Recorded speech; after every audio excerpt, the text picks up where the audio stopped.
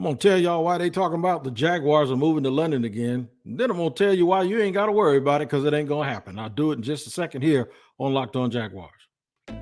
You are Locked On Jaguars, your daily Jacksonville Jaguars podcast, part of the Locked On Podcast Network, your team every day.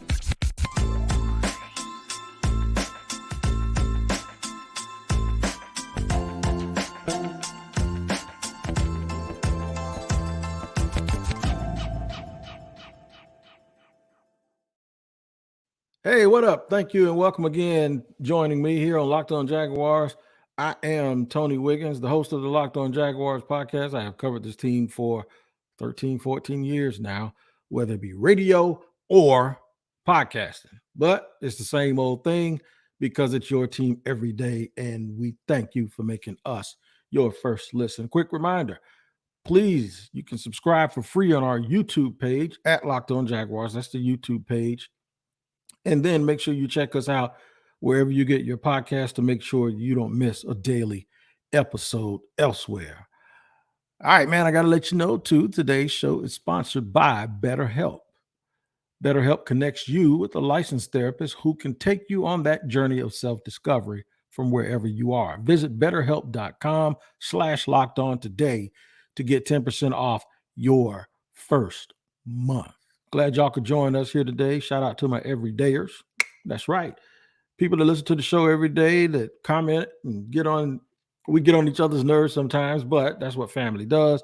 And to all new listeners, you won't be a new listener if you come back a couple of times. You'll just be somebody who is an everydayer like everyone else. So I'm going to talk about this nauseating, sickening subject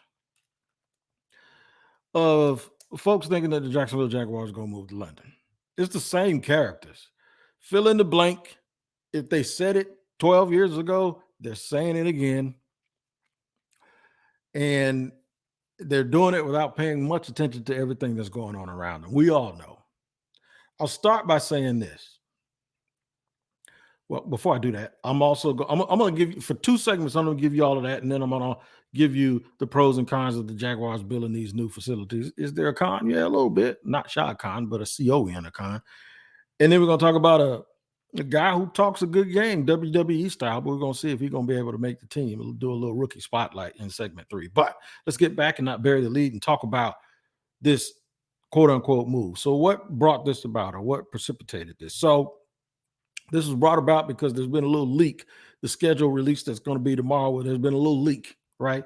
There's always a little leak out, and the Jaguars have 2 games in London. One as the home team, which they have done just about every year that I can remember since I've been covering the team for a long time. They were innovators with this. They were first at it, right? They play Atlanta. And then the following week they play Buffalo. So the Jaguars are going to be there for a couple of weeks, right? And they play Buffalo as the road team. Nobody wanted to go to London. Just a little bit of backdrop. Nobody wanted to go. Nobody wanted to uproot their team and go to London. Nobody wanted to. There used to be talk back in the day that if teams were going to do this, why not do it in the preseason? Well, preseason is horrible to do that because you're talking about 90 players as opposed to 53. And you're also talking about just a massive amount of logistics that have to happen for that to occur while you're trying to evaluate players. So that's not really something that's feasible. So the Jaguars started playing these games when nobody else wanted to, until people saw how much money they were making and how lucrative it was. And now everybody wants to go do it, right? So there was rumblings that the NFL wanted a team in Europe. I saw a quote today where someone says that they will put a team in Europe and that the commissioner wants a 4-team division in Europe. I could have swore I heard the commissioner at some point say, we ain't putting no teams in Europe, right? Just not. I mean, pro football is the biggest thing in America. In Europe, it might be, if it goes over there, it might be number 4. I'm just being honest with you. I lived in Europe for 3 years. There's nothing that's going to outdo football. Okay. And I'm not saying 2 sports can't survive, or multiple sports can't survive, because multiple sports survive here. But all I'm telling you, you go from being the biggest game in town to something that people get to enjoy once or twice or 3 or 4 times a year, and have different fans but it's a whole nother thing when you talk about trying to sustain love for a sport and sustain something. And I think that's the unknown. So when folks used to always talk about moving here, see, we knocked them down off of the ledge one time, and we were like, okay, so the Jags are going to move. And this is one of the things, I had a guest. I can't remember who it was. It's somebody everybody knows. We had a guest when I was on radio. I said, all right, so tell me this, riddle me this. Name this huge metropolis that's just sitting there just waiting for a football team. Dude said St. Louis. I said, ain't going to happen. They lost their team, and they don't really care to get the NBA or the NFL back. Then the guy goes San Antonio. I said, good luck. That'll never happen with Jerry and the McNairs already in the state of Texas. It's just not going. So why does the state of Texas have more than 2 teams when they're a bigger and larger state and got more people in it than Florida that has 3? Right, because of what I just said. Those people ain't going for that over there, right? Jerry, they're not having it. They're not letting you put an NFL team in San Antonio. You already got to deal with a basketball team being in San Antonio. So no one could name this metropolis that was going to sit here and, what, you're going to move them to Des Moines? I was just trying to, you're going to move them to Algiers somewhere? I was just sitting there wondering, what about Pascagoula? I'm just sitting there, where are you going to take them, right? So they came up with this thing, well, they're going to London because they're playing games over there. I was at a press conference once with, I forgot what we were there for, but Mark Lamping said that the games at that time, I don't know if it's still true, that one game amounted to like 11% of their revenue, or maybe it could have been the revenue that they get from those live games. I don't know, but when he said 11%, that's a big number, right, for what these teams make. And he said, without doing this, I don't think we're viable until we get more local sponsors. And they got all the local sponsors they can. The problem is with Jacksonville, there just aren't a lot of Fortune 500 companies here in Jacksonville. There are lots of industry here, lots of insurance, lots of medical stuff. But I'm talking about some of the other things that other cities have. They don't have that. So they were playing these games, and then it got really lucrative. And then they, the thought of playing multiple games there, and the fans here started being upset. So all of this is going on while the team is bad, with the exception of 2017. They were horrible. So folks were combining and compounding the fact that it was a bad team that had to go somewhere else and play just to be competitive money-wise, even though they were selling out the games. They don't have tarps anymore, none of that stuff, and they got a rabid fan base, but they were doing this to make themselves more viable and to be able to keep up with other people. Now, I'm not talking about valuation, because Shad Khan bought the team for a little under $800 million, and now it's worth over $2 million. Valuation and actual revenue and cash, those are two different things, right? So that's really the crux of all of this. And the fact that the NFL is always, to their credit and sometimes to their detriment, they explore new things. It's like you got the best thing cooking and you're always figuring out a way. And sometimes they do things even with the rules that kind of backfire, and they usually have to revisit it. And, we've seen it happen before. But I got something to say about this before I really get into the nuts and bolts of it. This always comes from people in a certain demographic. It's not skin color. It's not, I'll tell you what, I'm going to tease that. I'm going to tell you exactly what group of people. It seems like every time I turn around, they're snobs. And what makes them snobs is something very, very particular that they seem to have in common, and they forget about common folks. Just mark this. What I'm about to tell you is this, and I'm about to set this straight. The fans here are more smart on a certain subject and more versed on it because they live it than those people that constantly make those comments. I'll tell you exactly what it is I'm talking about here in just a second on Locked On Jaguars. Today's show is brought to you by BetterHelp. That's right. This episode is brought to you by BetterHelp. help. I have had times where I needed counseling and I needed therapy, and I had no idea where to turn because it's so easy to get caught up in what everyone else needs from you, being every man to everyone. And you never take a moment to think about what you need from yourself. You never have a chance to refuel. And then you forget how to do that, right? Therapy can give you the tools to find more balance in your life so you can keep supporting others without leaving yourself behind. That's very, very true. That goes for your children, your marriage, your friends, your coworker. Look, I've been a barber and I've been a fake counselor, and I'm dead serious about that for 30 years because real therapists require real therapists, not just a guy who thinks he might know a little bit. I've benefited from it. Now, if you're thinking about starting therapy, give BetterHelp a try. It's entirely online, designed to be convenient, flexible, and suited to your schedule. Just fill out a brief questionnaire to get matched with the licensed therapist and switch therapists anytime for no additional charge. Find more balance with BetterHelp. Visit betterhelp.com/locked on today to get 10% off your first month. That's BetterHelp, HELP.com/locked on. All right, man, we're running it down here on the Locked On Jaguars podcast, where it's your team every day. We thank you for making us your first listen. I'm sorry I got to put y'all through this again. I was all ready to do a couple of rookie spotlights, which one of them I'm going to still do in segment 3. I'm going to do it too with a warning. All right, so I was saying that this always comes from a certain demographic of people, right, that make this stuff up. I'm going to tell you who they are. They are people that are in major markets that have not just one team in every sport, but 2. There are a few, New York, Chicago, LA. You look at every single sport, it seems like they have more than one team in the. Think about New York. They got 2 baseball teams, 2 football teams, 2 hockey teams, and 2 basketball teams, right?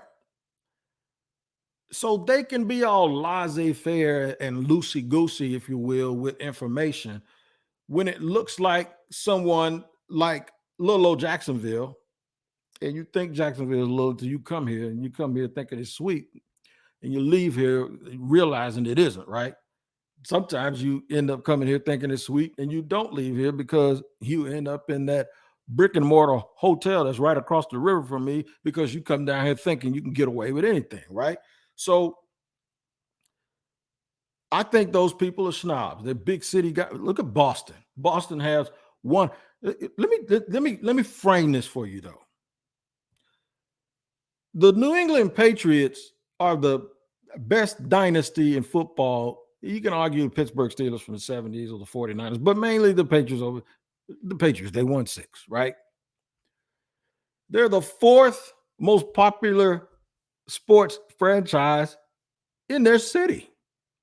This is arguable, but I've talked to people from Boston. The Bruins, maybe not right now. People ain't really happy with the Bruins because they got beat when they weren't supposed to. The Celtics, maybe not today because the Celtics look like they're about to get run out of the gym by Philly, and they're not supposed to. And definitely the Red Sox, right? So a city like that, when it comes to football, you know, they love the Patriots. They're crazy about them. But anybody that's from there that continues to talk about little old Jacksonville is not an expert on a one trick. Not a one trick. That sounds kind of bad. But a city with one pony, with one horse. That's all we have in terms of sports franchise. Then you look at New York.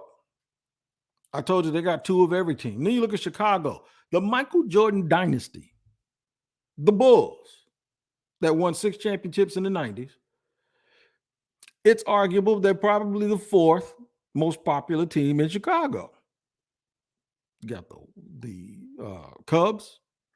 I don't even think they're number 1. I think the Blackhawks might be number 1. But it's the Blackhawks or the Cubs, right? And the Bears, or the Bears as they're called. Shout out to my man Lauren Cox from Locked On Bears.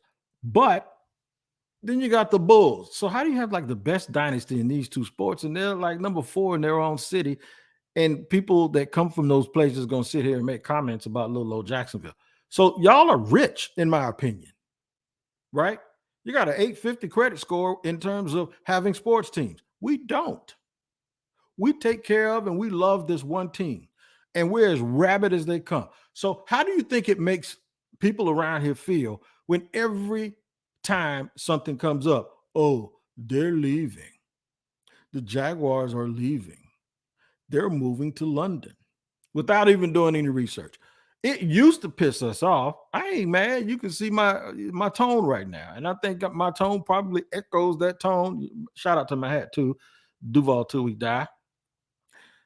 Um, we're angry. We're just sick and tired of it. Just like, shut up. What are you talking about? Ain't nobody going nowhere.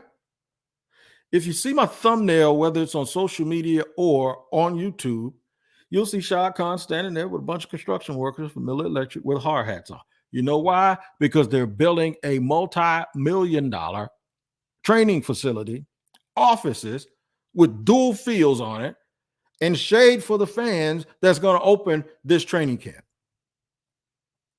I ain't going to even guess the number. I'm going to guess $200-300 million. They've been building it for a year and a half, right? Shout out to my man Takeoff that said, do it look like I got left off Bad and Bougie when he was asked about him not being on Bad and Bougie. Do it look like I left off Bad? Do it look like Shad Khan trying to go somewhere?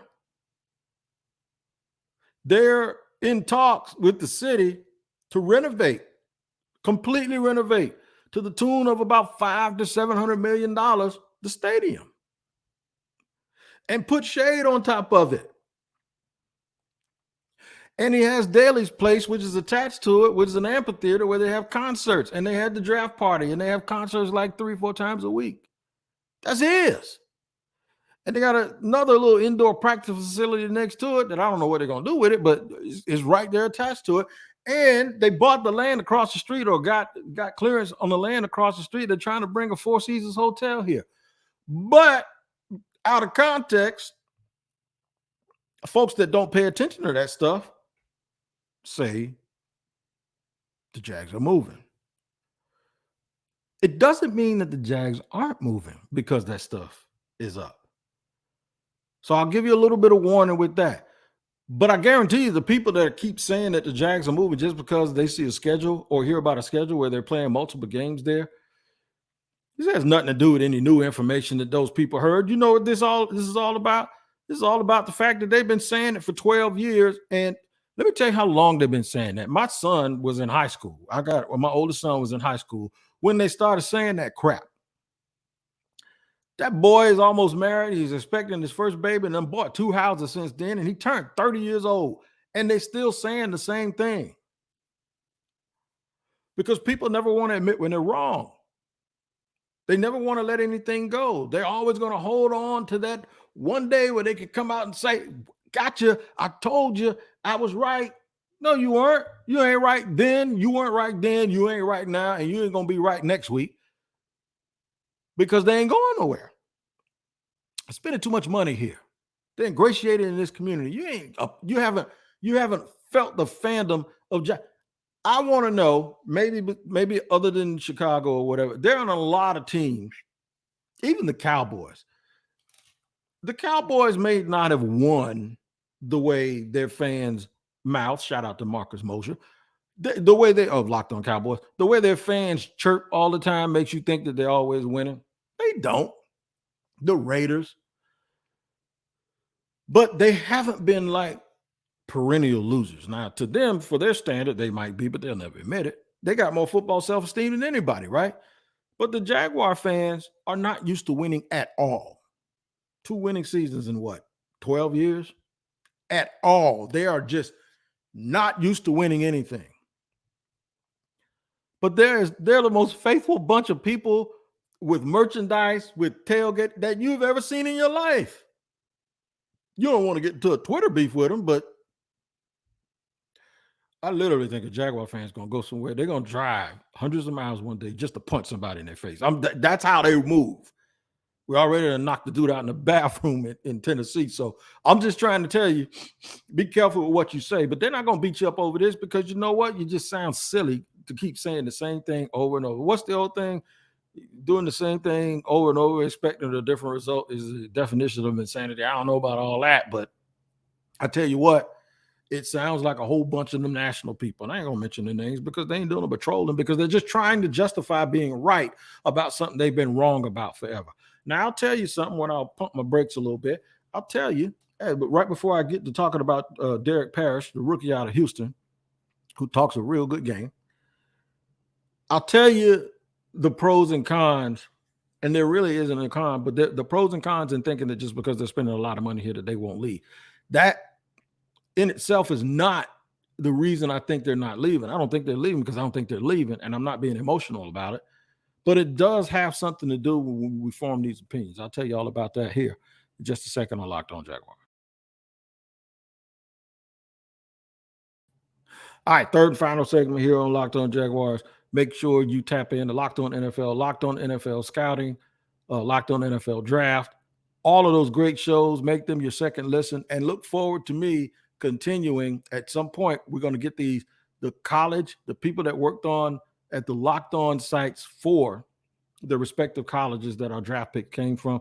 And we're going to give you a little bit more information about them all, as opposed to the stuff that I just read. I'm going to try to find some real funny stuff. So look forward to that coming here within the next week or so. And of course, I'll go out to OTAs this weekend. I'll probably go out Saturday or Sunday. And I'll let you guys know what I see, who looks good or whatever. But it's hard to be telling you who looks good in some shorts, right? But we're going to do our absolute best. All right, pros. The pros of them building facilities and building hotels and renovating stadiums. The pros is that's a whole lot to be asking people for when you plan on not being here.